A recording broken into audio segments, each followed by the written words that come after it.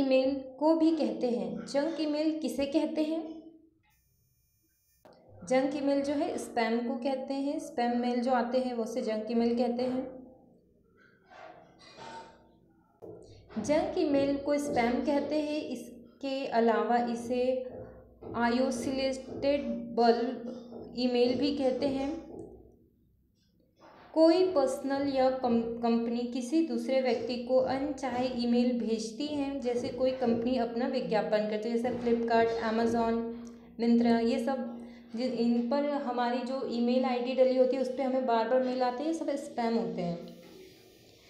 चलिए next question, एक digital घड़ी में किस प्रकार का कंप्यूटर हो सकता है? तो बताइए कि एक डिजिटल घड़ी जो होती है उसमें किस प्रकार का कंप्यूटर होता है? Main frame, super computer, notebook या एम्बेडेड कंप्यूटर?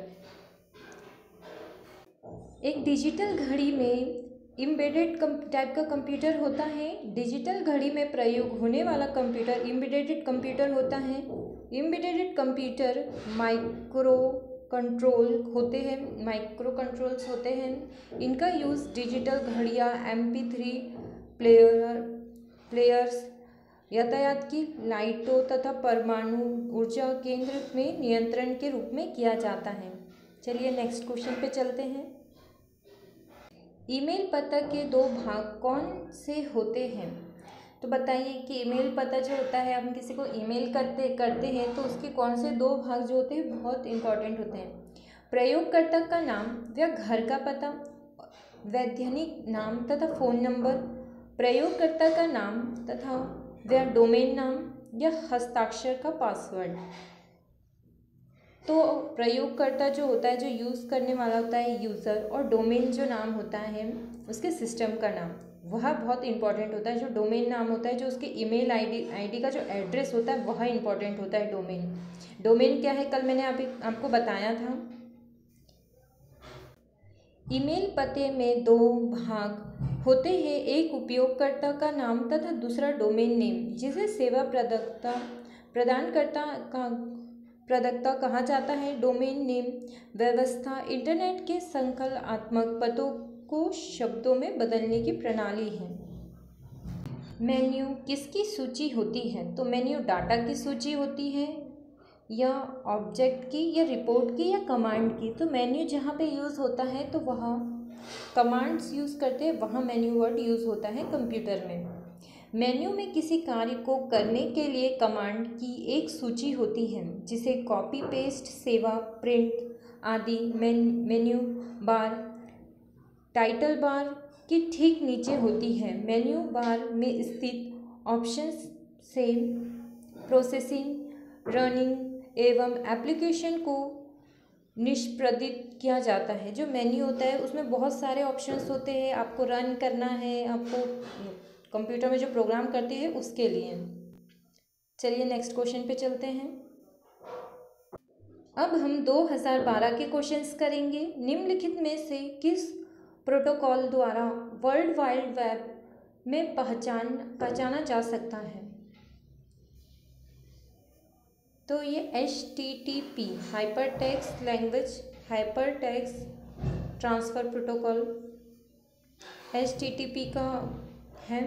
तो हाइपरटेक्स्ट ट्रांसफ़र प्रोटोकॉल HTTP के द्वारा वर्ल्ड वाइड वेब, माफ़ कीजिएगा, हाइपरटेक्स्ट ट्रांसफ़र प्रोटोकॉल HTTP के द्वारा वर्ल्ड वाइड वेब में पहुंचा जा सकता है। यह एक एप्लीकेशन प्रोटोकॉल है। तो देख लीजिए कि एक पहला तो होता है एक HTTP से, और एक बीट से, बाइट से, ऐसे क्वेश्चंस आते ही हैं। तो आप ये अच्छी से इन्हें पढ़ लीजिएगा, कंप्यूटर से रिलेटेड। और आविष्कार आया था, आविष्कार किसने किया है, आविष्कार भी पढ़ लीजिएगा। निम्नलिखित में से कौन सा एक वैलिड वैध डोमेन नेम एक्सटेंशन है? तो एक्सटेंशन मतलब जिससे जुड़ा होता है, डोमेन का एक्सटेंशन है। तो .com, .gov मतलब government.NAT नेट, और ये सभी, तो ये सभी जो है यहाँ डोमेन एक्सटेंशंस हैं। जब हम इन्हें लगाकर किसी भी चीज़ को सर्च करेंगे तो इनका पूरा निकल जाएगा, इनका पूरा जानकारी निकल जाएगी इनकी। तो .com.gov तथा .net सभी वैलिड वेद डोमेन नेम हैं। .com सर्वाधिक प्रचलित डोमेन है, यह किसी कमर्शियल संस्थान के लिए प्रयोग किया जाता है। .gov किसी सरकारी वेबसाइट का डोमेन नेम होता है तथा .net किसी इंटरनेट साइट के लिए उपयुक्त होता है। चलिए नेक्स्ट क्वेश्चन पे चलते हैं। URL का विस्तृत रूप है। URL का विस्तृत रूप क्या है? Uniform resources locator. यह बहुत इंपॉर्टेंट क्वेश्चन है, इसे अच्छे से याद कर लीजिएगा फुल फॉर्म। URL का विस्तृत रूप यूनिफॉर्म रिसोर्सेस लोकेटर होता है। इसका मुख्य उदाहरण इंटरनेट पर किसी वेबसाइट का पता होता है। चलिए नेक्स्ट क्वेश्चन पे चलते हैं। ईमेल का विस्तृत रूप है। ईमेल का फुल फॉर्म क्या है या विस्तृत रूप क्या है या ईमेल का मतलब क्या है? तो इलेक्ट्रॉनिक मेल, इलेक्ट्रिकल मेल या इलास्टिकल या इनमें से कोई नहीं। तो इलेक्ट्रॉनिकल मेल जो होता है ईमेल का फुल फॉर्म होता है।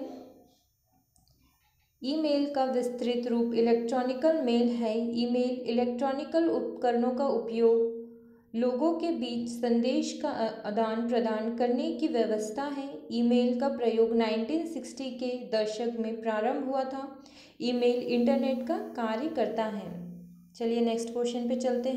निम्नलिखित में से कौन निःशुल्क ईमेल सेवा प्रदान करता है? तो हॉटमेल, रेड ईमेल या याहू या ये सभी। तो ये जो सभी है यह सभी जो है फ्री ईमेल सेवा प्रदान करते हैं। हॉटमेल,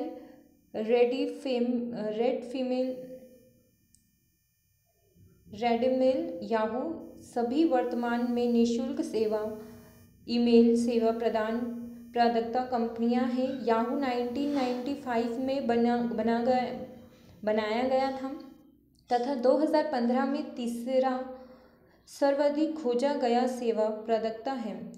हॉटमेल को 1996 में एक भारतीय सबीर भट्ट ने बनाया था तथा 1997 में इसे माइक्रोसॉफ्ट ने खरीद लिया। रेडिफ मेल की स्थापना 1996 में रेडिफ ऑन दी नेट के रूप में की हुई थी। इसका मुख्यालय मुंबई, भारत में है। चलिए नेक्स्ट क्वेश्चन पे चलते हैं।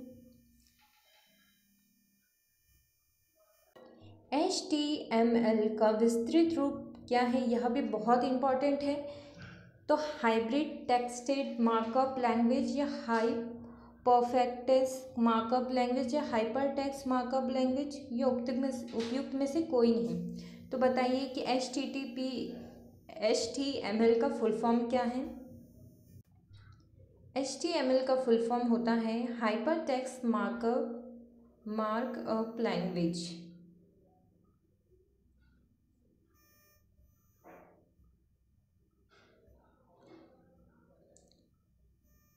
हाइपरटेक्स्ट मार्कअप लैंग्वेज होता है।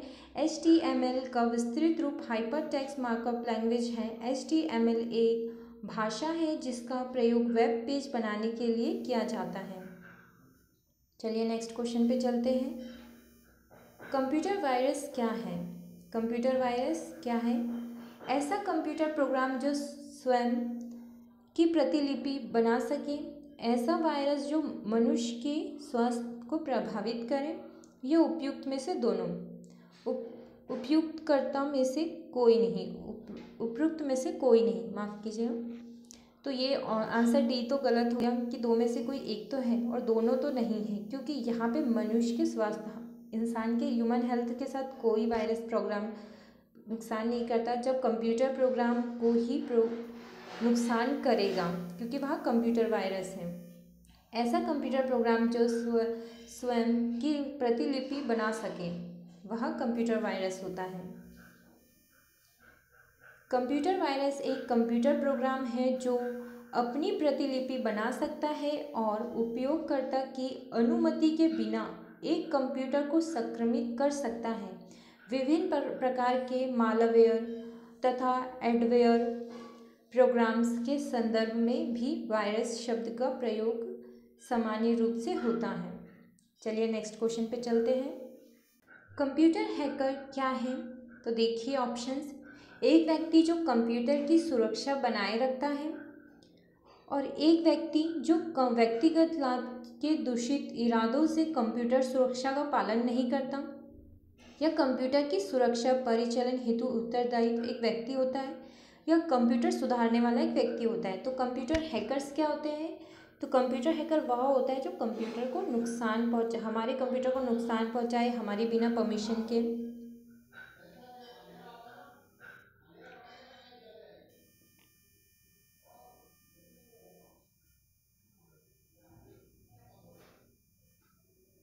एक व्यक्ति जो व्यक्तिगत लाभ के दूषित इरादों से कंप्यूटर सुरक्षा का पालन नहीं करता वह हैकर होता है।